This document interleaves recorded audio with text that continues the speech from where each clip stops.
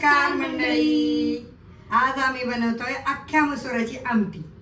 चला तर मग पाहूयात, पटापट आज पाहूयात. पहिलं तर तुम्हाला सांगते आमटीसाठी काय काय पदार्थ लागतात ते सांगते. चालेल. आता ही मसुरा मी 2 तास भिजवल्यात. हे गावरान मसूर आहे, तुम्हाला ज्या मिळतील कोणत्या त्या घ्या. आणि त्याच्यात शिजवताना मग ते भिजवलेले आहेत. मग शिजवताना काय करायचं, एवढं पाणी टाकायचं 2 इंच. त्याच्यात टॅमॅटो चिरून टाकायचा, म्हणजे चांगला आंबटपणा येतो. अर्धा टॅमॅटो ह्यात टाकायचा. आणि मग नंतर त्याच्यात थोडी हळद घालायची. हळद आणि थोडंसं तेलाची डाळ टाकायची, म्हणजे मसुरा लवकर शिजतात. थोडीशी डाळ टाकायची, आपण फोडणीला टाकणारच आहे. थोडीशी डाळ टाकायची आणि थोडं मीठ टाकायचं. थोडंसं मीठ का टाकायचं तर त्याच्यात मिळून येईल म्हणून एवढं मीठ टाकायचं. म्हणजे फोडणीला परत घालायचं का? फोडणीला थोडं परत घालायचं. ओके. आता हे शिजण्यासाठी. अजून काय घालायचं यात? आता काय नाही घालायचं. आता ही आपल्याला शिजून घ्यायची. ओके. 3 शिट्ट्या करून, हा. 3 ते 4 शिट्ट्या करायच्या. बरोबर. तर आता ही भिजवलेली मसूर आहे, हा. सो हिला 3च शिट्ट्यांमध्ये ही शिजेल. पण जर मसूर शिजवली नसेल, तुम्ही डायरेक्ट बनवत असाल तर त्याला 5 शिट्ट्याही लागतात. सोबत या मसुरी सोबत तुम्ही भात पण लावू शकता. आता मी भात पण लावणार आहे. हा. तर कुकर बी गरम होत आहे, पाण्याला थोडी उकळी येते, तर तांदूळ देते. ओके. मी डायरेक्ट मसूर जर लावली तर ती बऱ्याचदा मसूर कच्ची राहते आणि भात जास्त शिजतो. शिजल्या जातो. तर तसं तसं नाही न करता करायचं. आपल्याला मसुरा भिजवायला पाहिजे. 2 तास 3 तास, किंवा तुम्ही रात्री जरी भिजवले तरी सकाळी केले तरी चालेल. सोपं. हां. आणि जर वेगळी मसूर बनवायची असेल अर्जंटमध्ये तर डेफिनेटली तिच्यात 5 शिट्ट्या करून घ्या, म्हणजे ती मस्त शिजेल. हो. भातात पण मीठ टाकून घेते थोडं हलव. भात दुसरा तिसरा कोणता नसून आहे आपला इंद्रायणी.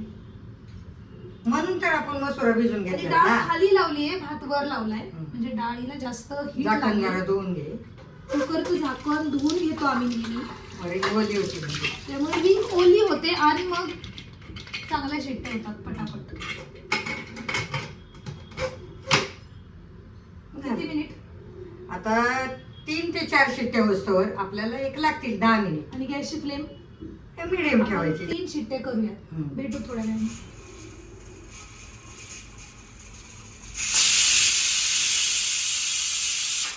डाळ शिजलीये. वा, भात मस्तच झालाय.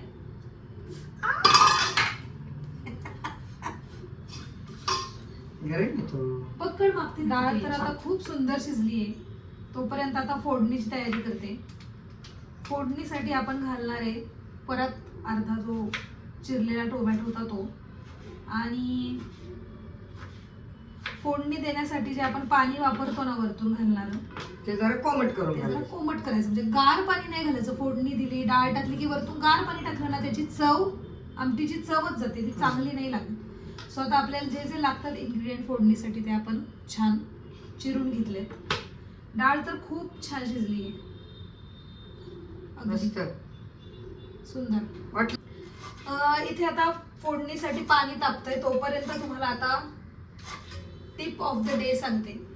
ही जी आमटीची आपली डाळ शिजली आहे जी सुंदर, तिला आपण थोडीशी डाळ एका बाजूला घेऊयात आणि थोडीशी ब्लेंडरने फेटून घेऊ, जेणेकरून डाळ आहे ना अशी छान घट्टसर होते. बऱ्याचदा काय होतं, मसूर डाळ किंवा अशा ह्या ज्या डाळी असतात ना, त्याची आमटी बनवल्यावर ना डाळ एका बाजूला जाते आणि पाणी एका बाजूला होतं. मग ते ब्लेंड आमटीला येत नाही छान. सो तो ब्लेंड आणण्यासाठी आपण छान हिला वाटून घेऊयात.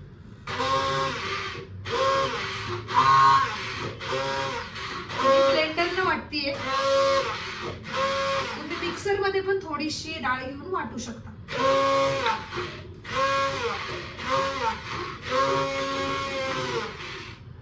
तर ही अशी डाळ वाटून अशी झाली आहे. आपण फोडणी देऊया. ब्लेंड केलेली मसूर आणि ही अख्खी मसूर आपण आता मिक्स करूयात आणि फोडणी देऊयात आमटीला. तर या रेसिपीज फार अगदी साध्या साध्या वाटतात, पण प्रत्येकाच्या हाताला एक वेगळी चव असते.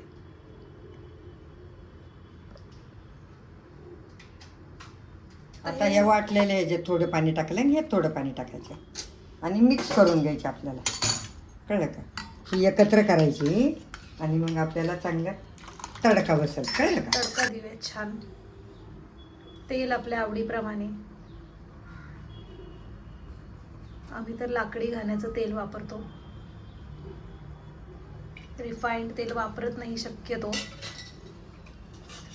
सो आता मस्त तेल तापल्यानंतर आता फोडणी देऊया. फोडणी देऊयात.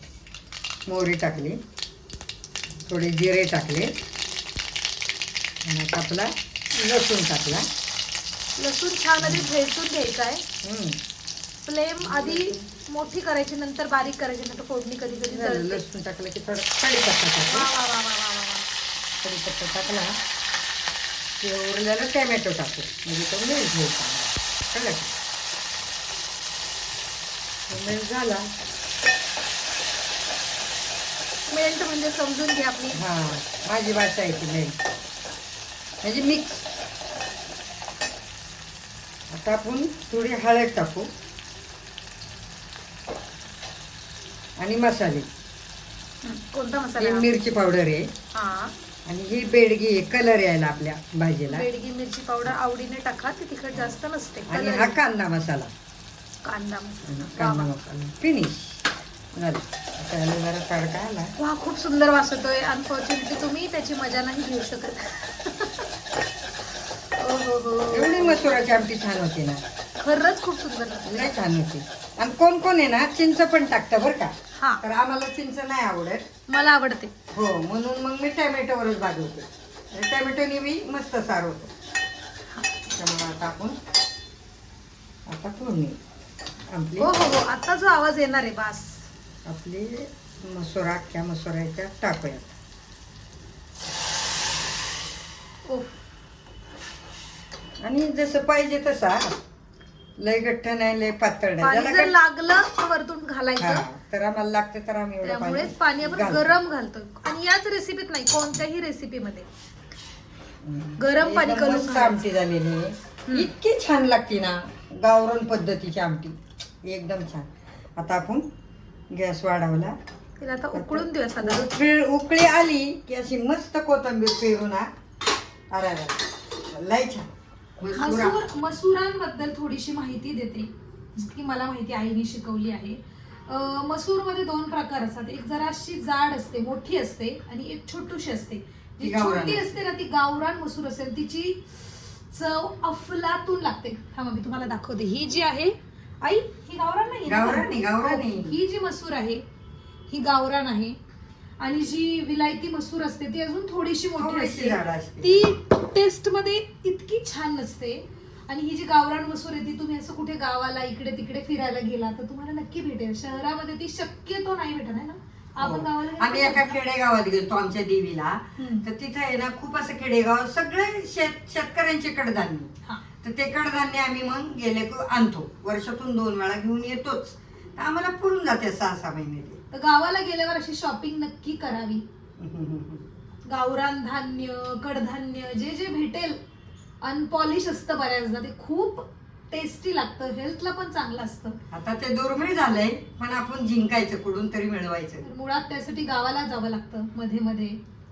आमटी आता छान खळखळ उकळली आहे. कोथिंबीर टाक. आता स्वाहा करूया. टाकू का? टाका. आणि बाजरीची भाकरी आणि अख्ख्या मसुराची आमटी. हा. काय तर छान माझ्या लागते. घरी यासोबत काय बनतं मी तुम्हाला खरं तर सांगते. आता इंद्रायणी भात बनलाच आहे. इंद्रायणी भात आणि मसुराची आमटी आणि त्यासोबत एवढंच चिंचेचं बुटूक मी खाते, माझी ताई खाते. ते खूप अमेझिंग लागतं, भारी लागतं. आणि जर तुम्हाला आंबट थोडंफार आवडत असेल रेसिपी तर तुम्ही थोडीशी चिंच घालू शकता. मस्त लागते फार.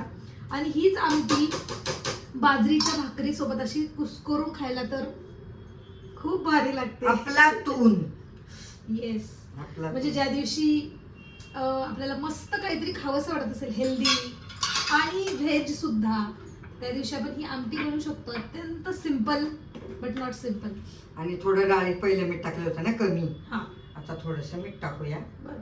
म्हणजे त्याची चव आली जमा. बस. अशा या सिंपल वाटणाऱ्या रेसिपी आईच्या हातच्या आपण सगळ्यांनी शिकून घ्यायला हव्यात. सो मी त्याच प्रयत्नात आहे. तुम्ही शिकून घ्या माझ्या आईच्या हातची रेसिपी. Yes. तुम्हाला नक्की नक्की नक्की आवडेल. झाली आमटी आपली. गप्पा मारता मारता मारता मारता झाली.